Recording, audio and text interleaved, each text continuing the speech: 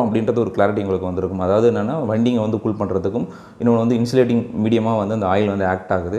So இந்த மாதிரி விஷயத்துக்காகலாம் வந்து பார்த்திங்கன்னா நம்ம வந்து ஆயில் வந்து யூஸ் பண்ணுறோம். இந்த ஆயிலோடைய பிடிவி டெஸ்ட் நீங்கள் எதுக்கு பண்ணுறோம் அப்படின்றது உங்களுக்கு தெரிஞ்சிருக்கும். ஏன்னா அப்போ தான் வந்து அந்த ஒரு குறிப்பிட்ட டைமில் மேபி ஏதாவது ஒரு இஷ்யூஸ் வந்ததுன்னா அந்த ஆயில் வித்ஸ்டாண்ட் பண்ணும். அப்படி இல்லைனா நம்மளுக்கு வந்து இஷ்யூஸை கிரியேட் பண்ணும்.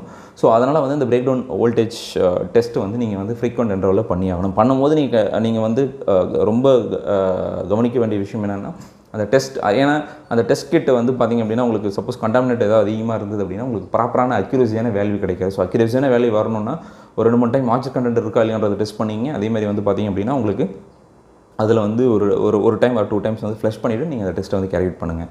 அதே மாதிரி வந்து பார்த்திங்கன்னா அந்த வோல்டேஜ் நீங்கள் இன்ஜெக்ட் பண்ணுறீங்களா, ஸோ வோல்டேஜ் இன்ஜெக்ட் பண்ணும்போது ப்ராப்பராக வந்து கொஞ்சம் கொஞ்சமாக இன்ஜெக்ட் பண்ணுவாங்க. அதாவது கிராஜுவலாக வந்து டெஸ்ட் ஆன் அப்படின்னு சொல்லி போட்டு அப்படி கிராஜுவலாக வந்து வோல்டேஜ் வந்து இன்க்ரீஸ் பண்ணுவாங்க. அதாவது 2 kVலேருந்து 3 kV 4 kV 5 kV அப்படியே கிராஜுவலாக இன்க்ரீஸ் பண்ணிட்டு உங்களுக்கு என்ன செட்